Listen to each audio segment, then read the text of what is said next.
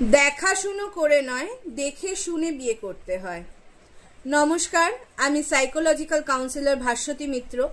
আজকে আপনাদের সামনে খুব গুরুত্বপূর্ণ একটি মেসেজ নিয়ে এসেছি। দয়া করে ভিডিওটিকে কেউ স্কিপ করে যাবেন না।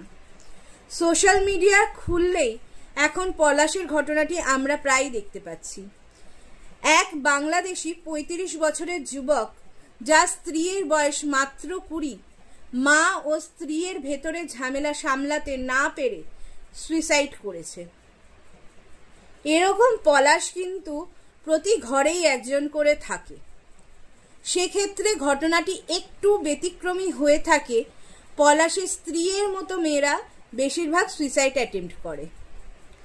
বিয়ের পরে দেখা যায় মা ছেলেকে নিয়ে একটু বেশি অবসেসড হয়ে পড়েন। তাদের মনে হয় ছেলে পর হয়ে গেছে। স্ত্রীরাও স্বামীকে নিয়ে এতটাই অবসেসড হয়ে পড়েন যে শাশুড়িকে নিজের কম্পিটিটর ভেবে বসেন। এই ক্ষেত্রে কোনো ভুল ডিসিশন নেওয়ার আগে আমাদের কাউন্সিলিংয়ের পথ বেছে নেওয়া উচিত। আজকে পলাশ যদি এই সিদ্ধান্তটা নেওয়ার আগে কাউন্সিলিংয়ের রাস্তা বেছে নিত, তাহলে আজকে এভাবে তাকে প্রাণ হারাতে হতো না।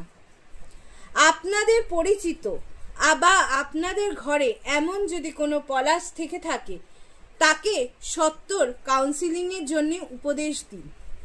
আর আপনার যদি এরকম কাউন্সিলিং প্রয়োজন হয়ে থাকে, তাহলে আমার সাথে যোগাযোগ করতে পারেন 9007111916 এই নাম্বারে হোয়াটসঅ্যাপ করে।